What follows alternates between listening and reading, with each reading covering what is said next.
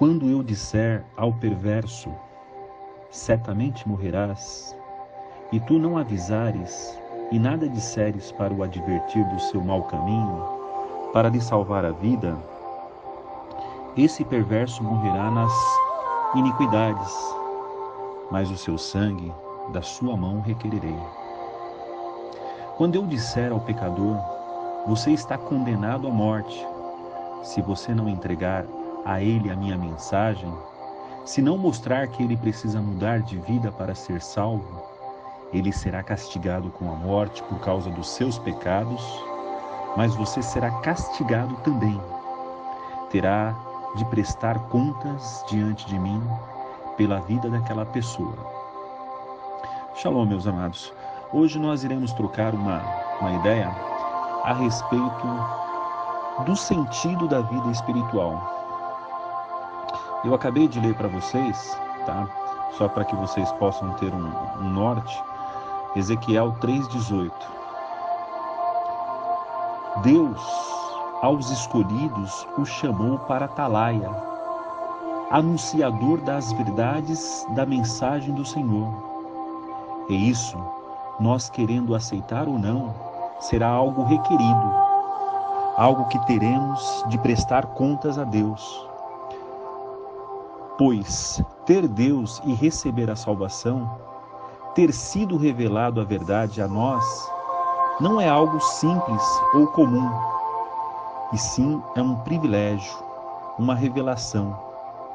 A Bíblia nos traz a ideia de conhecimento, revelação, algo excepcional, se não vejamos em João 8,32, aonde nós podemos claramente ler em João 8,32, quando as pessoas estavam ainda entrenebida ou enganada pelo que seria a verdade.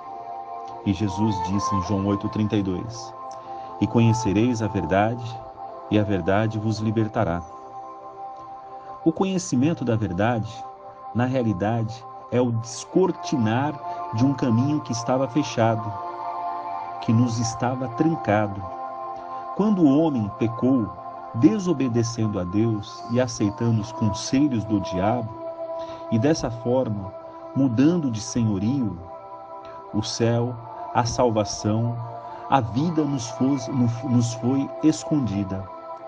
Optamos de livre escolha pela morte, pelas trevas, pelo inferno. Pois até mesmo Deus, sendo Deus, não poderia ir contrário à sua lei soberana e harmônica. Pois quando criaste tudo, ele estabeleceu princípios pelos quais seriam regido a criação.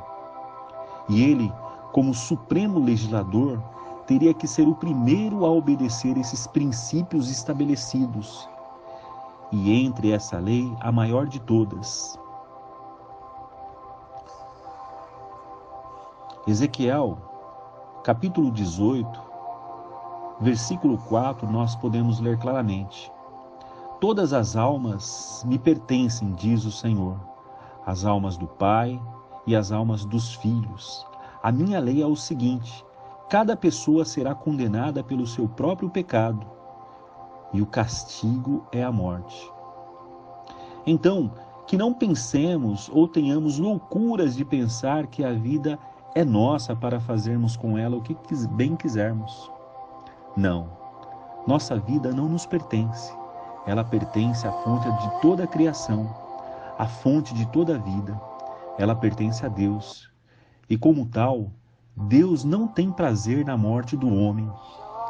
Ele passa nossa vida toda tentando nos salvar do destino eterno de toda a humanidade, que escolhe de livre e espontânea vontade desagradar a Deus, seguir o pai da rebeldia, o diabo. Pois sempre quando infringimos uma lei soberana de Deus, estamos obedecendo ao adversário de Deus, aquele que ousou discordar daquele que o criou, o próprio Deus. Seria muito assustador quando o olheiro ele está fazendo o vaso e de repente o vaso diz ao seu Criador: não quero ser feito assim, coloca uma asa desse lado. quero ter uma tampa. Sim, sobrenatural e muito assustador. Deus, quando nos criou, Ele se olhou e em todos os detalhes nos fez a sua imagem e semelhança. Se não, vejamos. Gênesis 1, 27. Assim Deus criou o homem à imagem do seu Criador. Deus fez o homem conforme a semelhança dele. Deus criou o homem e a mulher. E qual é o recado para isso? Qual é a mensagem dessa passagem?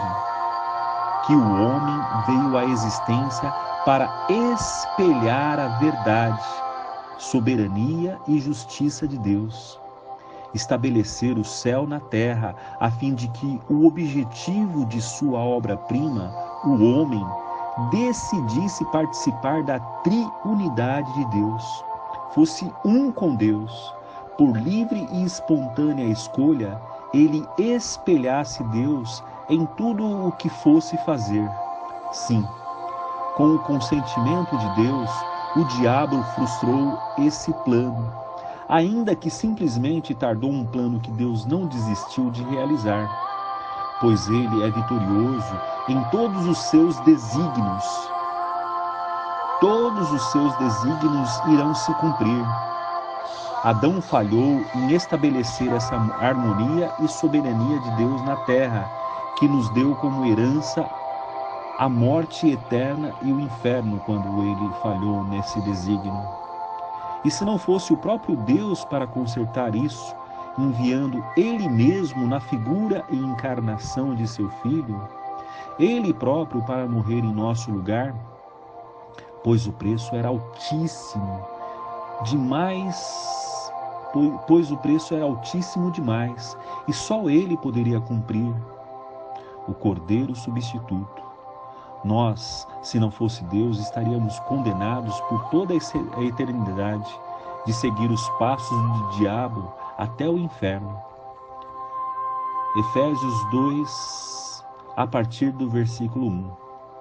Antigamente, vocês estavam sob a maldição divina, condenados eternamente por causa dos seus pecados.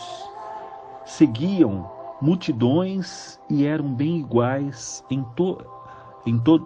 bem iguais a todos os outros, cheios de pecado e obedientes a Satanás, o poderoso príncipe do poder dos ares que está operando agora mesmo no coração daqueles que estão contra Deus. Todos nós costumávamos ser tal qual eles são, manifestando pelas nossas vidas o mal que havia dentro de nós, e fazendo todas as coisas ruins para os quais as nossas paixões e os nossos pensamentos pudessem nos arrastar. Começamos mal, trazendo de nascença uma natureza má dentro de nós, e estávamos debaixo da ira de Deus, tal como todos os demais.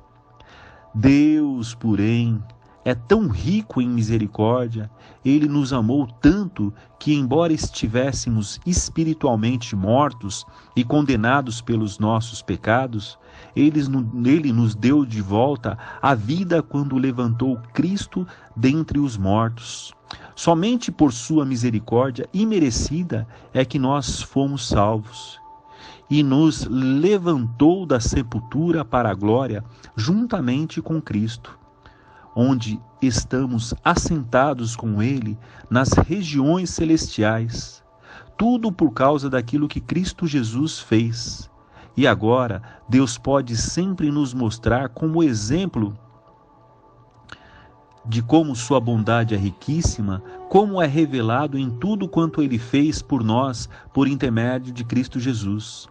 Devido à sua bondade é que vocês foram salvos mediante a confiança em Cristo. Até a própria fé em Jesus não vem de vocês mesmos, é uma dádiva de Deus também. A salvação não é uma recompensa pelo bem que fizemos. Portanto, nenhum de nós pode obter qualquer mérito por isso. Foi o próprio Deus que fez de nós o que somos e nos deu uma nova vida da parte de Jesus Cristo.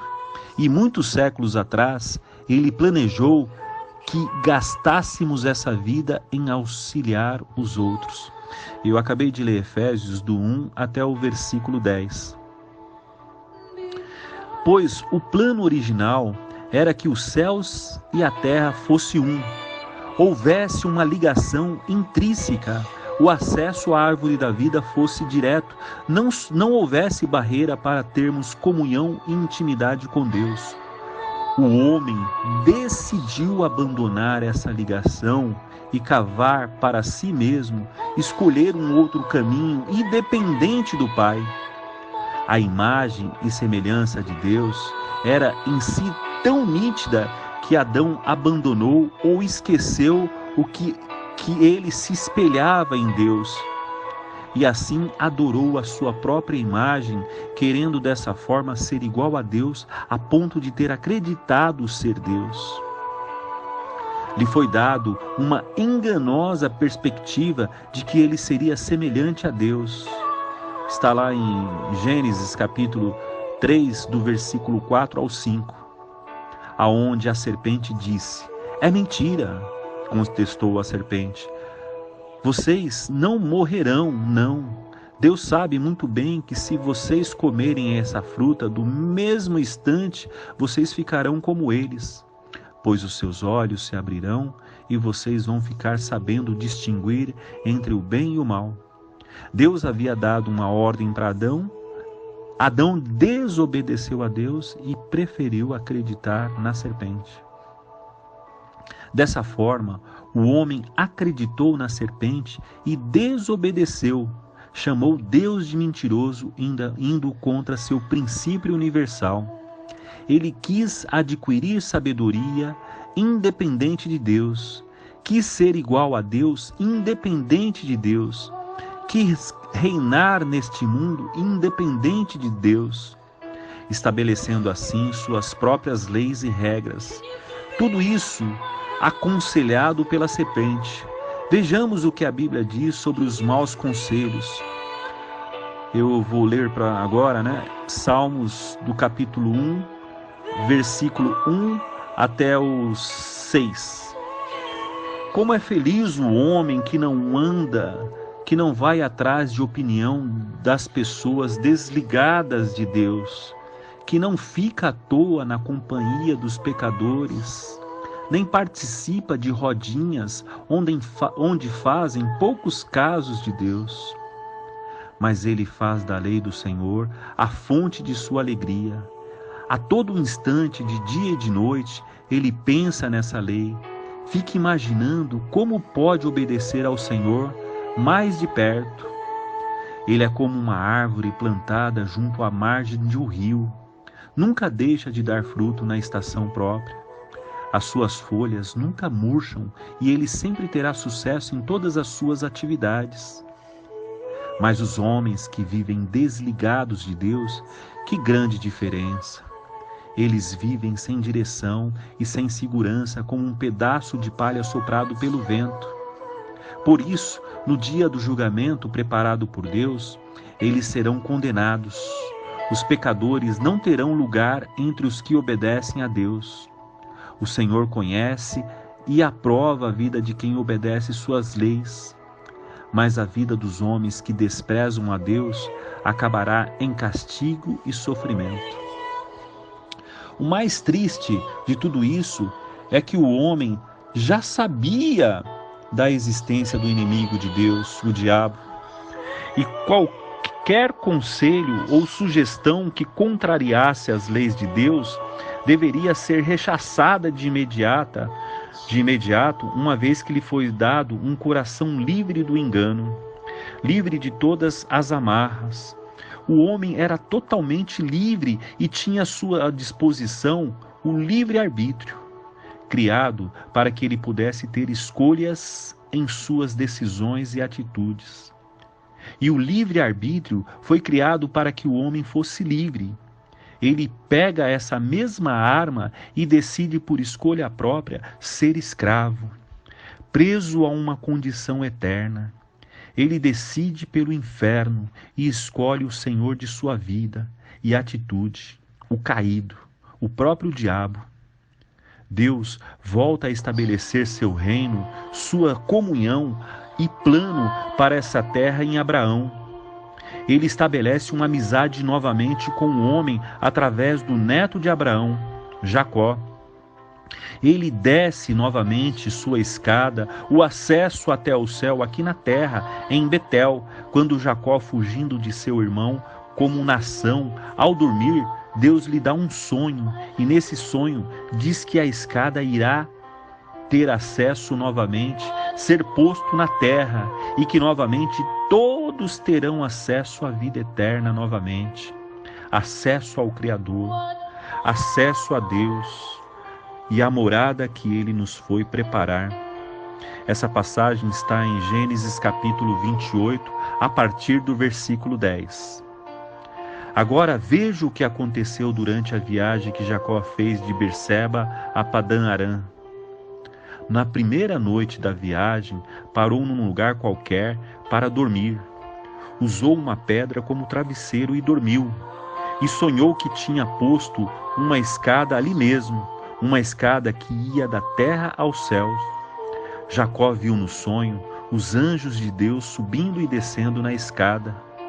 No sonho, o Senhor apareceu a Jacó e disse: Eu sou o Senhor, o Deus de Abraão, de Isaque e de seu pai. Vou dar a você essa terra na qual está deitado. Será sua e dos seus descendentes. E os seus descendentes serão tantos que serão como o pó da terra. Eles cobrirão o território todo, de norte ao sul e de leste a oeste. Todas as nações da terra serão abençoadas por meio de você e dos seus descendentes. E o que vale mais é que eu estou com você. Pode contar com minha proteção aonde quer que for. E esteja certo de que eu trarei você de volta a essa terra, são e salvo, porque estarei sempre com você até cumprir tudo o que estou prometendo. Então Jacó acordou e exclamou: O Senhor vive neste lugar. E eu não sabia. E cheio de medo disse: Que lugar terrível é esse? É a casa de Deus, é a porta dos céus. Logo que amanheceu, Jacó fincou a pedra que tinha usado como travesseiro, fazendo dela um monumento. Depois derramou azeite no alto do monumento e deu lugar o nome de Betel, que quer dizer Casa de Deus. Antes, o nome da cidade perto da qual Jacó estava era Luz. Depois de derramar óleo no monumento, Jacó fez uma promessa a Deus e disse: se Deus me guiar, me proteger e me der alimento e roupa nesta viagem, e se me deixar voltar em paz para a casa do meu pai, então escolherei o Senhor para ser o meu Deus. Este monumento será um lugar de culto como casa de Deus. Jacó terminou a promessa dizendo: E, ó Senhor, eu devolverei a 10ª parte de tudo o que me der. Ali naquela noite fria, com o coração triste e com medo, Jacó fugindo de seu irmão por ter lhe roubado a primogenitura, Deus mostrou a ele a vinda do Messias, que através de sua semente, o Messias viria à terra e restauraria todas as coisas que Adão havia perdido e corrompido através do seu pecado. Deus mostrou com isso que é com violência que os fortes tomam o reino dos céus. Essa passagem está em Mateus 11, capítulo 11, versículo 12, aonde diz: Desde os dias de João Batista até agora, o reino dos céus é tomado à força, e os que usam de violência se apoderam dele. Jacó, o futuro Israel, a ele já estava garantido que seria primogênito. Mesmo não tendo nascido primeiro, Deus, conhecendo o caráter e o futuro de cada um, disse que o menor, Jacó, reinaria sobre o maior, Esaú. O maior serviria o menor. E durante sua vida toda buscou se preparar para dar prosseguimento à semente santa, aos pés de seu avô Abraão, que já conhecia essa promessa. Mas quando decidiu com muito esforço tomar o céu, a promessa, a obrigação da preservação da semente santa, que mais tarde viria através de Maria, o Salvador do mundo, Cristo Jesus. Só pisou na bola na troca da primogenitura por um prato de lentilhas. Ele não pecou, porque foi de escolha de Esaú trocar a sua primogenitura pela concupiscência dos olhos e encher seu estômago, e não dar valor e nem se preparar para ser vaso para abençoar o mundo. Mas na segunda vez, quando disfarçado de seu irmão Esaú, enganou seu pai, que estava em desobediência a Deus, pois conhecia a promessa de Deus que no menor o mundo todo seria abençoado, que no menor filho o mundo todo seria abençoado. Mas por ter uma predisposição em Esaú, estava decidido a desobedecer a Deus por uma escolha preferencial e não a de Deus. De uma certa forma, Jacó tirou o pecado do pai dele, quando o enganando, fez com que seu pai, Isaque, não desse a bênção de Deus sobre quem não se importava com Deus. Seria o mesmo que dar uma barra de ouro para uma criança. Essa criança não fará nada com esse tesouro. Assim era Esaú. Ele não valorizava, apreciava nem dava valor à bênção de Deus por ser transmissor da bênção para o mundo todo. Deus não teria como cumprir seus propósitos em quem, por livre escolha, decidido dizer não para Deus. Assim foi com Lúcifer, com Adão e agora com Esaú. Deus está sobre a terra, buscando quem realmente quer ser a sua imagem e semelhança. Através de suas vidas, decidem mostrar, revelar Deus à humanidade por meio de seus exemplos e serviços. Jacó, com violência, tirou a maldição de seu nome, pois Jacó significava enganador, lutando com Deus a noite toda para não herdar aquele nome maldito, e sim um novo nome, e abençoar a terra, pois se não fosse violento para isso, toda a terra seriam filhos do enganador. Com isso, com a violência e esforço, deu para nós, sua posteridade, o nome de Israel, que significa mente ou homem que vê a Deus. Gênesis capítulo 32, a partir do versículo 22, eu irei ler. Durante a noite se levantou e acordou as 2 mulheres, as 2 criadas e os 11 filhos. Fez com que eles saíssem e atravessassem o rio Jordão na passagem chamada Jaboque.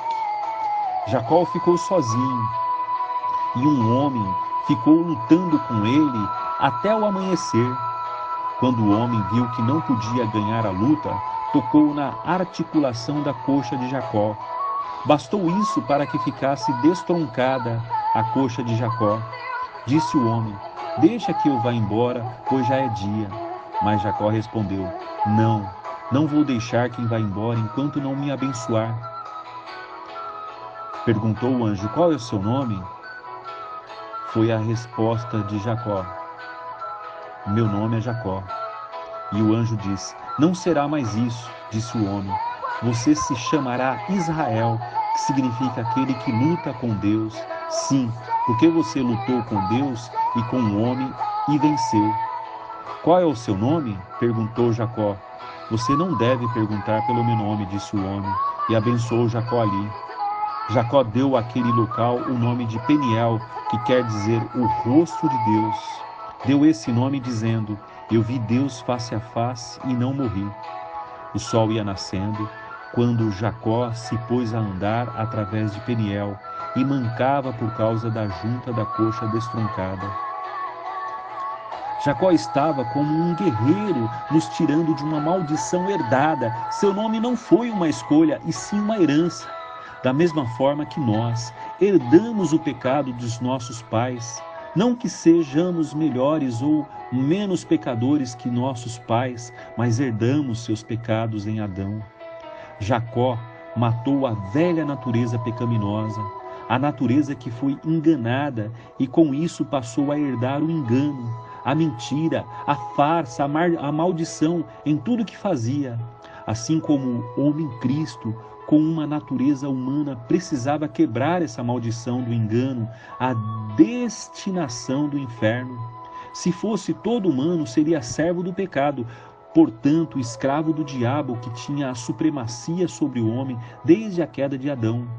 Mas também com a semente divina de Deus, assim como Adão, pois as únicas criações que eram filhos de Deus eram Adão e agora Cristo. Cristo, Filho de Deus, que venceu o pecado e através do sacrifício substituto, pois não tinha pecado e se fez pecado, libertou toda a raça humana através de sua morte e ressurreição. Adão, filho de Deus, desonrou seu pai Deus e o envergonhou, perdendo para o pecado e assim aprisionando toda a raça humana às correntes infernais do diabo. Jesus teve um encontro com Jacó quando a escada foi baixada novamente depois de séculos. Ele estava ali, através da aliança com Abraão, Isaque e agora Jacó, vendo e preparando uma raça sacerdotal que entenderia que estamos de passagem nessa terra e que nem casas ou títulos preferiam herdar. Tanto Abraão como Isaque e Jacó viviam em tendas, iam de lugar em lugar, significando que a quem foi dado a promessa de prosperidade e riqueza, eles sempre olhariam as riquezas celestiais, a ponto de viverem em barracos como forasteiros e peregrinos, entendendo que a pátria que herdaria era a pátria celestial, pois olhavam para as coisas do alto e estavam com suas perspectivas totalmente voltados para a eternidade. Vou ler Colossenses 3 a partir do versículo 1 até o 4, aonde diz: já que vocês, por assim dizer, voltaram a viver novamente quando Cristo se levantou dentre os mortos, ponham agora os seus olhos nos ricos tesouros e alegrias que esperam por vocês no céu, onde Cristo está sentado ao lado de Deus, no lugar de honra e de poder. Que o céu ocupe o pensamento de vocês. Não gastem tempo preocupando-se com coisas aqui de baixo. Vocês devem ter tão pouco desejo deste mundo como uma pessoa morta. A verdadeira vida de vocês está no céu com Cristo e com Deus. E quando Cristo, que é a nossa vida verdadeira, vier de novo, então vocês brilharão com Ele e participarão de todas as suas glórias. Portanto, como cidadãos celestiais, se fizer qualquer coisa, aqui ele deixa bem claro que nós não temos que olhar para as coisas aqui da terra, nós temos que viver uma vida totalmente abraçada e comprometida com Deus. Porque se nós olharmos para coisas dessa terra, nós estaremos em maldição. Deus não terá prazer em nós. Portanto, como cidadãos celestiais, se fizermos qualquer coisa, novamente digo, qualquer coisa pensando, tendo nossa perspectiva para essa terra, estaremos enraizados, naturalizados aqui nessa terra. Nossa herança e valores estarão intrinsecamente ligados a essa terra. Agora, se tudo o que formos fazer, buscarmos uma conexão com o céu, vendo e buscando, sentindo dessas ações, vendo e buscando,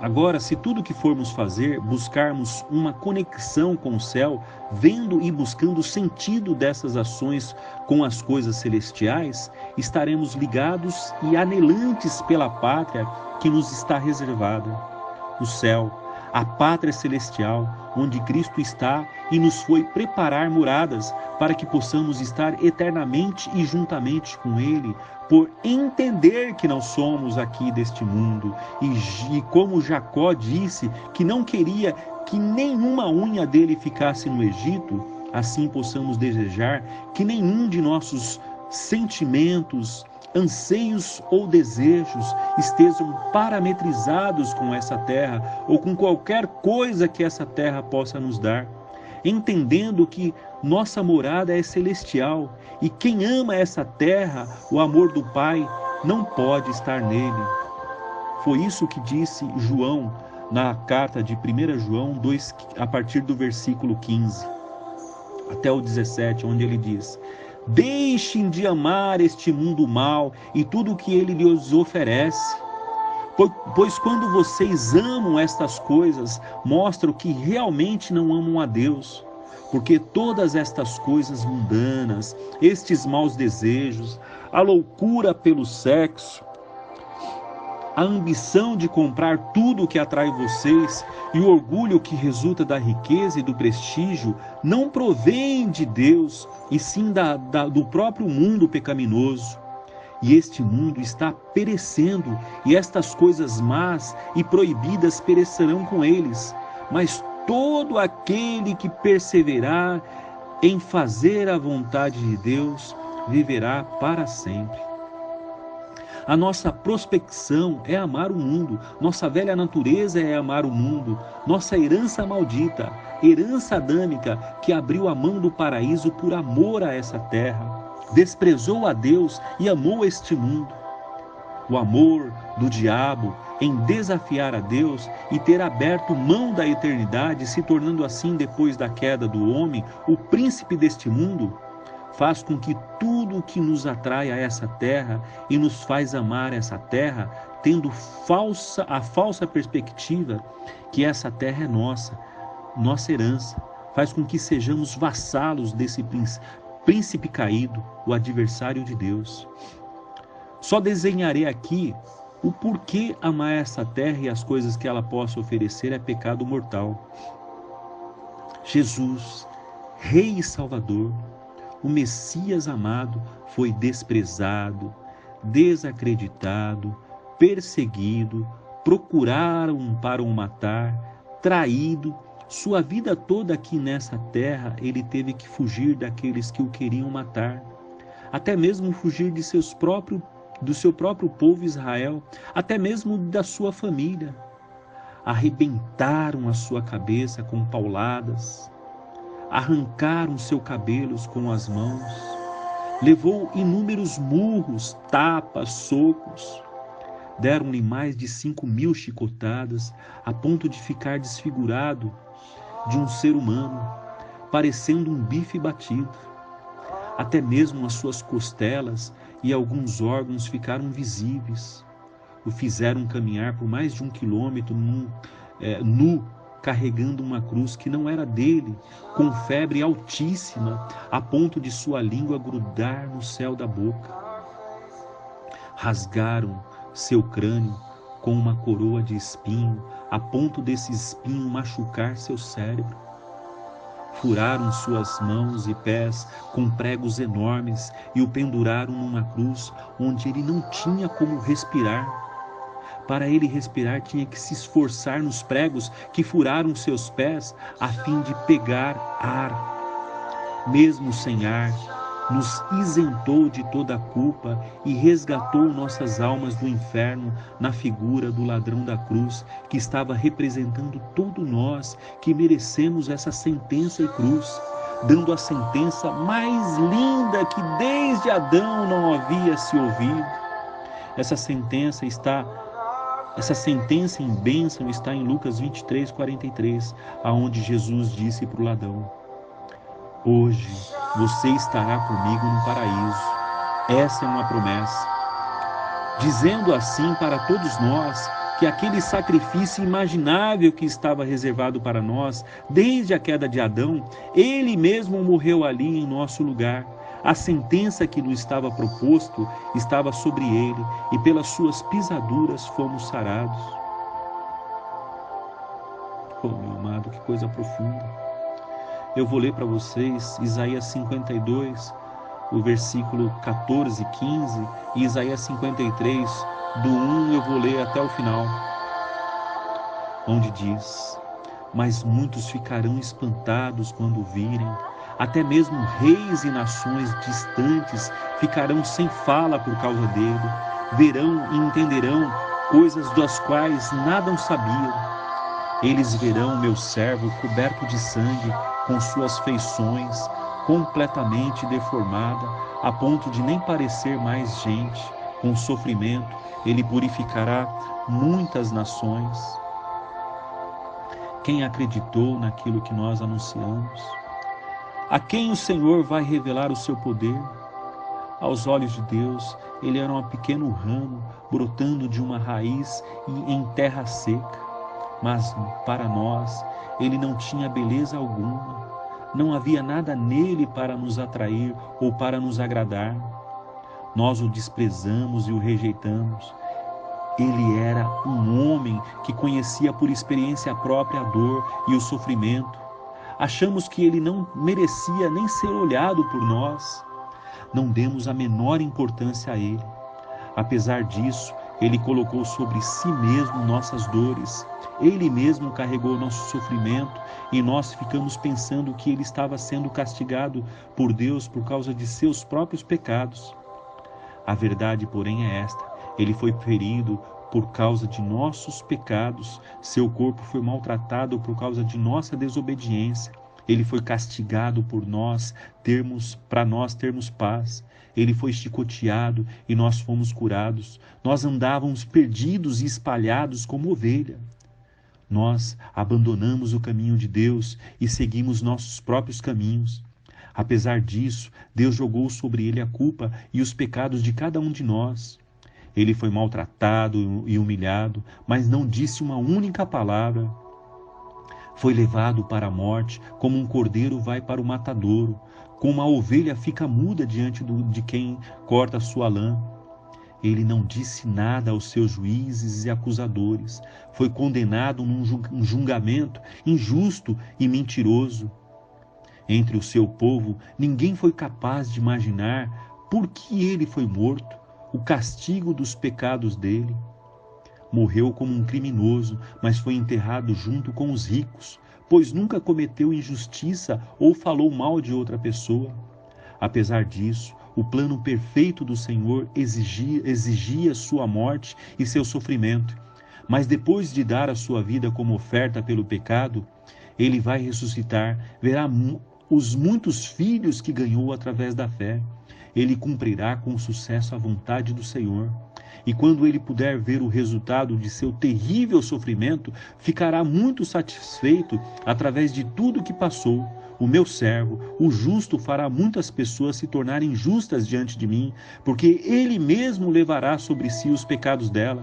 Por causa disso, eu darei a ele grandes honras e muito poder, porque ele entregou sua vida a ponto de ir até mesmo à morte. Foi considerado um pecador.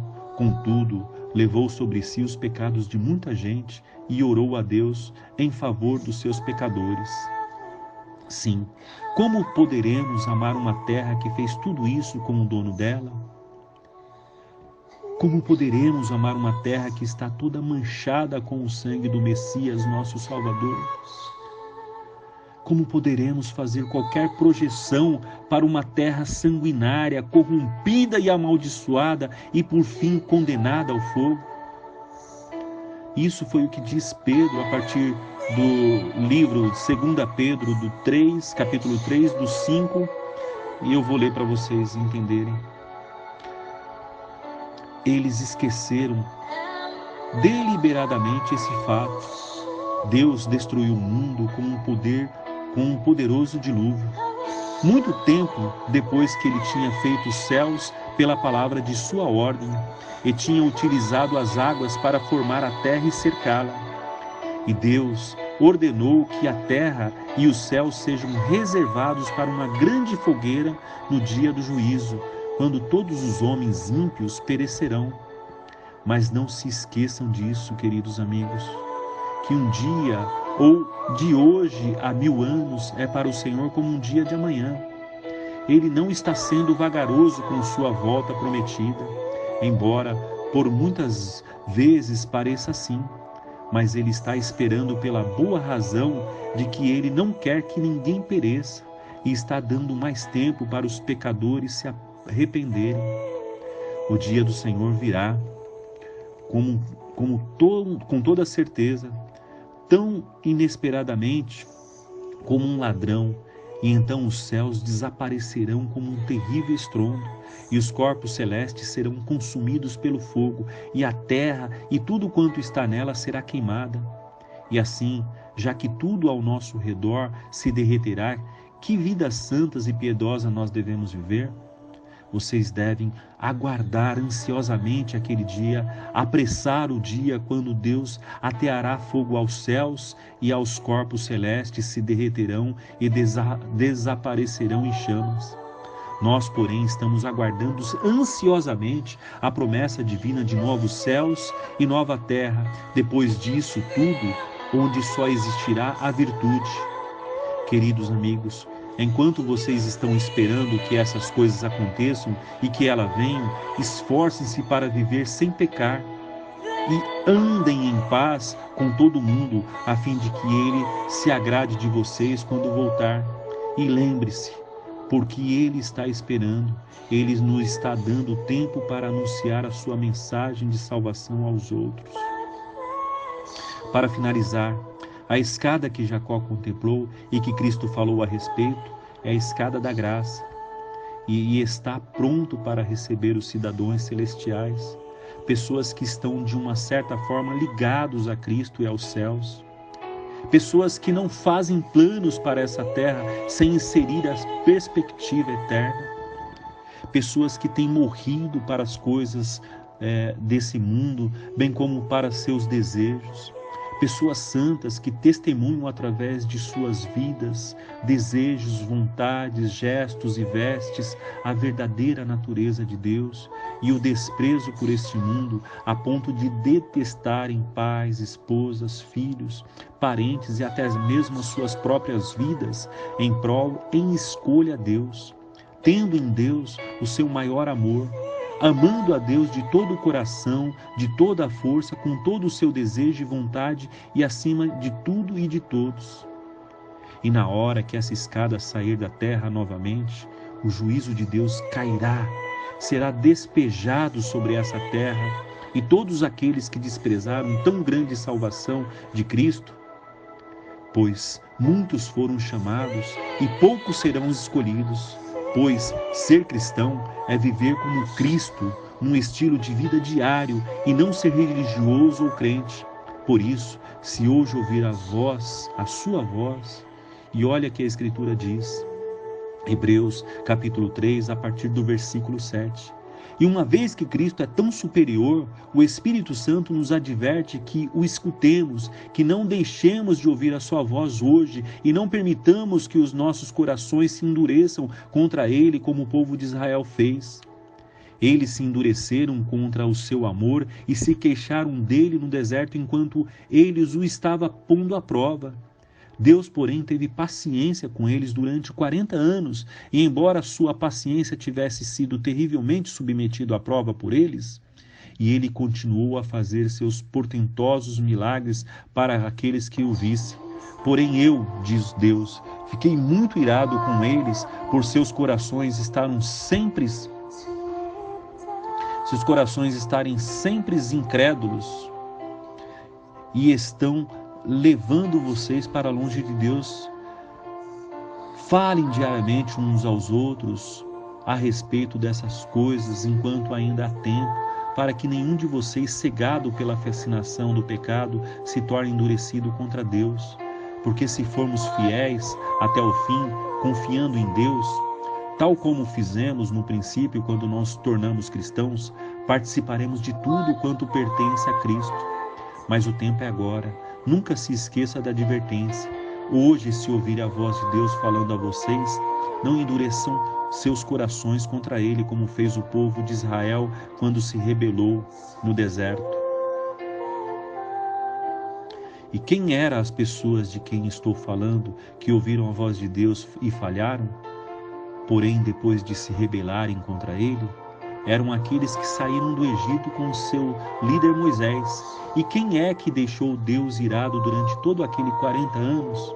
estas mesmas pessoas que pecaram e como consequência, morreram no deserto. E a quem Deus estava falando quando declarou com um juramento que eles jamais poderiam entrar na terra que ele prometera ao seu povo? Estava falando a todos aqueles que lhes desobedeceram. E por que não puderam entrar? Porque não confiaram em Deus. Amados irmãos, que nós possamos ter a nossa perspectiva, coração, desejo e vontade em Deus. Porque se nós fizermos qualquer plano para essa terra, sem a perspectiva eterna, estaremos amando mais a terra e as coisas dessa terra do que a Deus. Que Deus possa nos abençoar e que hoje nós possamos nos arrepender de todo o pecado, no poderoso nome de Jesus. Amém.